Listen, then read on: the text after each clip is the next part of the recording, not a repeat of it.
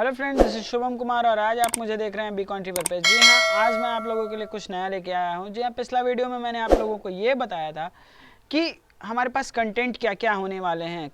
Educations को लेके motivations, मतलब किस तरह से हम मोटिवेट करेंगे स्टूडेंट्स को या अपने व्यूअर्स को कि आप एजुकेशंस की ओर बढ़ो। तो हमारे पास जो थे करंट अफेयर्स थे, कंप्यूटर्स थे और साथ ही साथ मैथमेटिक्स के कुछ टर्म्स भी थे। तो आज मैं आप लोगों को वही कंटेंट बहुत दिनों बाद लेके आ रहा हूँ उस वीडियो के। तो आज हम बात करेंगे उन सभी वीडियोस पे क्या हमारे आज कंटेंट में कुछ कंप्यूटर में नया कंटेंट क्या आने वाला है। तो कंप्यूटर के कंटेंट को हम देखते हुए चलते हैं। तो आइए बढ़ते हैं वीडियो की ओर। तो आइए देखते हैं हम लोग कि अगला हमारा मतलब वीडियोस में क्या क्या हमें देखना है। तो सबसे पहले तो आज के वीडियोस में मैं आप लोगों को बताने वाला हूँ क्लास 9th और 10th के सिलेबस में हमें कंप्यूटर में पढ़ना क्या होता है। तो बढ़ते हैं कंप्यूटर के सिलेबस की ओर कि कैसे हम उसे सीख सकते हैं। तो सबसे पहले तो बात मैं आप लोगों को बता दूं कि क्लास 9th में जो सिलेबस होते हैं वो होते हैं बेसिक ऑफ इंफॉर्मेशन टेक्नोलॉजी। आप मेरे मतलब माउस के कर्सर को आप गौर से देखो और वो उस पर फोकस करना, क्योंकि मैं स्क्रीन पे देखते हुए बताऊंगा। तो अगर अकॉर्डिंग टू मेरी आइज़ और आपके आइज़ की कांटेक्ट यानी कैमरा में नहीं कम्युनिकेट कर पाया तो उसके लिए आप थोड़ा सा कोशिश करो कि स्क्रीन को देख के समझ पाओ कि मैं क्या समझाना चाह रहा हूँ। तो सबसे पहले तो बेसिक्स ऑफ इंफॉर्मेशन टेक्नोलॉजी। अब इस इंफॉर्मेशन टेक्नोलॉजी में हमें करना क्या होगा, तो कंप्यूटर सिस्टम को समझना है कि कंप्यूटर सिस्टम होता क्या है, कंप्यूटर को काम कैसे कराते हैं और उसको काम कराने के लिए हमें किन किन डिवाइसेस की ज़रूरत होती है, यानी कि इनपुट डिवाइस और आउटपुट डिवाइस को हम समझने की कोशिश करेंगे।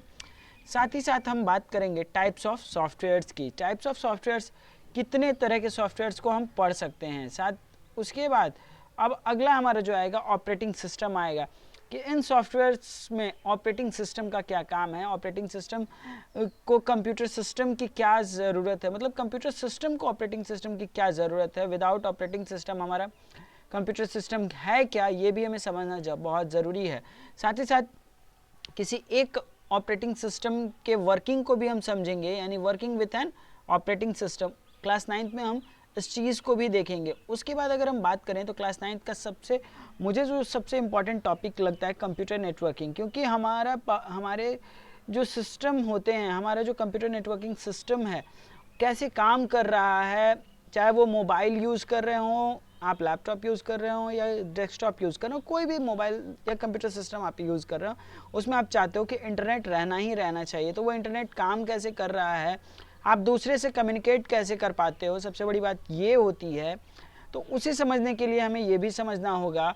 और साथ ही साथ अब जब हम सारा कुछ यूज़ करेंगे इंटरनेट से जुड़ा, तो वहाँ पे हमें एक सेफ्टी भी चाहिए ताकि हमें कोई लूट ना ले। लूटने का कहने का मतलब कि हमारे पास साइबर सेफ्टी के भी नॉलेजेस होने चाहिए बेसिक्स में, ताकि आप बड़े होकर और भी अच्छी चीज़ों को नॉलेज कर पाओ और बेसिक्स से अपने आप को अपग्रेड करके अपग्रेडेशन के बाद खुद को ये बता पाओ कि हाँ, मैंने ये बेसिक सीखा था, तो अब इससे मुझे आगे का हायर नॉलेज मिलने के बाद मुझे क्या डिफरेंसेस मिल रहे हैं, साथ ही साथ मैं क्या सीख चुका हूँ और इस इन्फॉर्मेशन पहले के इन्फॉर्मेशन से और अभी के इन्फॉर्मेशन में मुझे क्या डिफरेंस है और मैंने क्या नई चीज़ें सीखी हैं, वो चीज़ सीखना बहुत ज़रूरी है।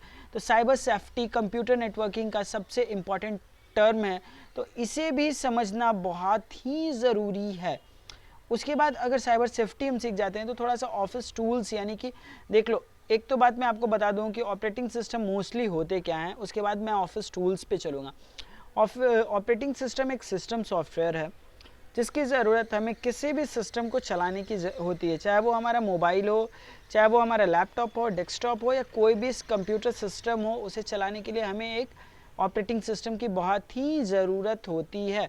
इस ऑपरेटिंग सिस्टम को ऑपरेट करने के लिए हमें एक हार्डवेयर सिस्टम चाहिए जिसे हम कंप्यूटर सिस्टम बोलते हैं। तो उस पर काम करने के लिए तो ऑपरेटिंग सिस्टम बहुत तरह के होते हैं।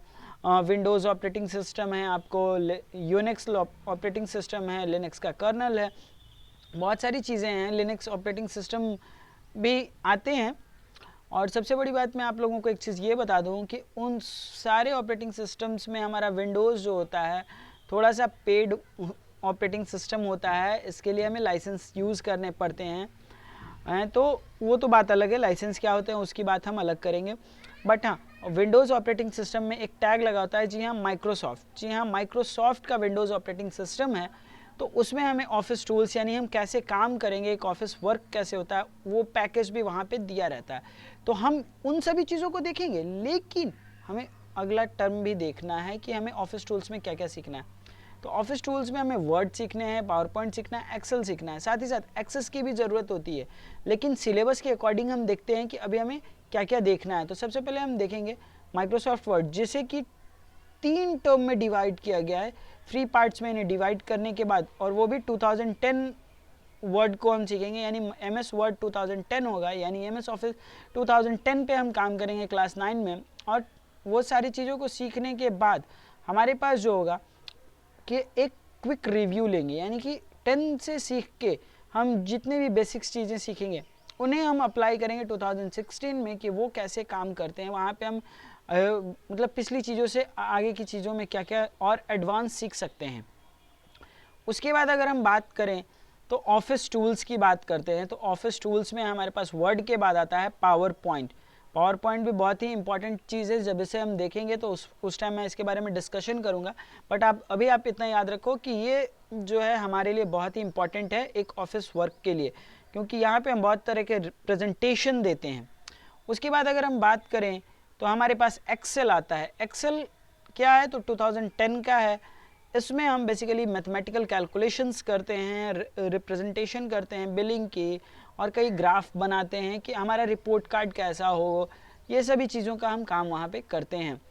और उसके बाद अब उसमें अगर हम थोड़ा सा और आगे बढ़ जाएं तो आप देख लो मेरे कर्सर के स्क्रैच पाइथन के पास है। स्क्रैच पाइथन यानी कि स्क्रैच प्रोग्रामिंग और इंट्रोडक्शन ऑफ पाइथन।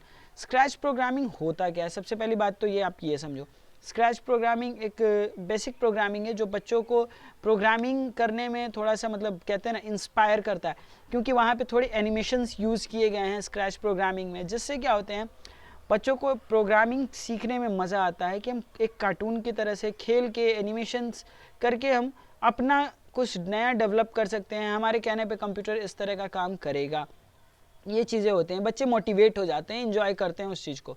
फिर अब इंट्रोडक्शन ऑफ पाइथन में हम क्या करेंगे, तो पाइथन के बेसिक्स को समझेंगे कि पाइथन को किसने डेवलप किया, कब डेवलप किया, क्यों डेवलप किया, क्या नीड थी उसकी, इसके एडवांटेजेस क्या हैं, डिसएडवांटेजेस क्या हैं, ये सभी चीज़ों को हम वहाँ पे सीखेंगे। तो ये क्लास 9th के सिलेबस में है। अब बात करते हैं क्लास 10th की। तो क्लास 10th के सिलेबस की बात करें तो वहाँ पे सिर्फ 4 टॉपिक्स को ही अगर हम फोकस करते हैं, तो networking, cyber ethics, HTML, scratch, Python. तो थोड़ा सा नीचे से लेकर चलता हूँ मैं। स्क्रैच पाइथन को हम अगर देखें तो स्क्रैच तो ऑलरेडी मैंने क्लास 9 में आपको बता दिया, बट यहाँ पे अब थोड़ा सा स्क्रैच चेंज हो जाएगा। तो स्क्रैच को जब हम वर्क करेंगे तो वहाँ पे मतलब इसका डेवलपमेंट देख लेंगे। अभी हम पाइथन की बात करें तो पाइथन को रिवीजन करेंगे, मतलब यानी क्लास 9 में क्या सीखा वो चीज़ों पे हम फोकस करेंगे क्लास 9 पे। अब बच्चे ये सोच रहे होंगे कि सर फिर से अब क्लास 9th और फिर अभी 10th में पाइथन। तो इम्पॉर्टेंट है, क्योंकि अगर हम पिछली चीज़ों को भूल जाएंगे, बेसिक्स भूल जाएंगे, तो हम एडवांस चीज़ों को कैसे याद रख पाएंगे। तो सबसे पहला चीज़ कि आपको बेसिक्स क्लास 9th के टर्म्स को याद रखना होगा, तभी आप क्लास 10th में एक बेस्ट पाइथन मतलब प्रोग्रामिंग कर पाओगे। अब उसमें पाइथन में भी बहुत तरह के स्टेटमेंट्स यूज़ होते हैं, जब उन पे वर्क करेंगे तो बताऊंगा, बट यहाँ कंडीशनल और आइटरेटिव है। तो कंडीशनल का मतलब होता है कि हम एक कंडीशन रख देते हैं कि ये काम करेगा, ये काम करेगा तो होगा, और अगर ये दोनों में से कोई काम नहीं करेगा तो तीसरा काम करेगा, अगर ये काम किया तो दूसरा नहीं करेगा, अगर दूसरा किया तो पहला वाला काम नहीं करेगा। अब इतनी सारी बातों को आप समझ नहीं पाए होगे, बट थोड़ा सा फिर से देख लोगे वीडियो तो समझ में आ जाएगा, इसलिए अभी बीच में जाओ नहीं और पूरी वीडियो को देख कर ही जाना। तो आइटरेटिव कंस्ट्रक्ट का कहने का मतलब ये है कि वहाँ पे हमारा बेसिक मोटिव ये होने वाला है कि आइट्रेशन करेंगे हम, यानी कि किसी चीज़ का लूप चलाएंगे, रिपीट करेंगे उन सभी चीज़ों को, यानी कि बार बार, जैसे होता है ना कि हम गाना प्ले करते हैं, किसी चीज़ को बार बार देखने का शौक़ है, तो कई बार होता है क्या है कि अब 1 to 100 के काउंटिंग करने हैं, तो अब प्रोग्राम आपने बना लिया, पाइथन सीख के क्लास 9th के बेसिक्स और 10th में आगे प्रोग्राम बना लिया, बट अब मैं चाहता हूँ कि एक एक बार मैं इंटर ना मारूं, हर बार इंटर ना मारना पड़े कि 1 to 100 का नंबर मुझे प्रिंट करना है। मैं चाहता हूं कि एक बार मैं लिख दूं और एंटर मार के छोड़ दूं, तो नंबर बार बार प्रिंट होता रहे। तो उसके लिए आइटरेटिव कंस्ट्रक्ट यूज़ करते हैं, जहां पे कंडीशंस को चेक किए जाते हैं और उसके बाद वो कंप्यूटर ऑटोमेटिक उन सभी चीज़ों को क्या करता है, रिपीट करता रहता है। तो ये थे स्क्रैच पाइथन। अब साइबर एथिक्स में हम साइबर के बेसिक्स चीज़ों को समझेंगे कि वहाँ पे क्या रूल्स हैं, क्या लॉज हैं और साइबर एथिक्स की क्या नीड्स हैं, एथिकल हैकर्स और अनएथिकल हैकर्स से हम कैसे बच सकते हैं। अब उससे आगे अगर हम बढ़ते हैं तो नेटवर्किंग की बात करते हैं। तो आप कहोगे कि सर आपने नीचे से बात की स्क्रैच की, साइबर एथिक्स की और HTML को छोड़ दिया।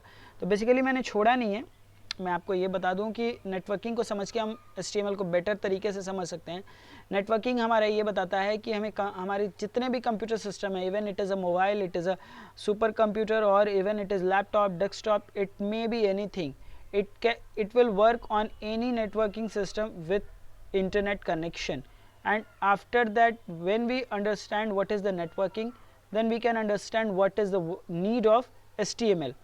तो आइए उस चीज़ को हम देखते हैं। सबसे पहले तो मैं आपको ये बता दूं कि नेटवर्किंग क्या है। तो नेटवर्किंग में इंटरनेट के जितने भी बेसिक्स हैं, इंटरनेट काम कैसे करता है, क्या नीड है, पहला इंटरनेट कब बना, इन सभी चीज़ों को समझेंगे। उसके बाद वो सर्विसेज की बात करेंगे, तो इंटरनेट के वर्किंग कहाँ से होते हैं, हब क्या है, स्विच क्या है, राउटर क्या है, ये सभी चीज़ों को हम समझेंगे। उसके बाद जब इन सभी चीज़ों को समझ जाएंगे तो इंटरनेट का यूज़ कहाँ करें, अब ये हमें समझना होगा कि ये तो ठीक है, लैपटॉप डेस्कटॉप पे हम इंटरनेट कनेक्शन अटैच कर लेंगे और काम कर रहे हैं, बट कहाँ पे, इसकी नीड क्या है।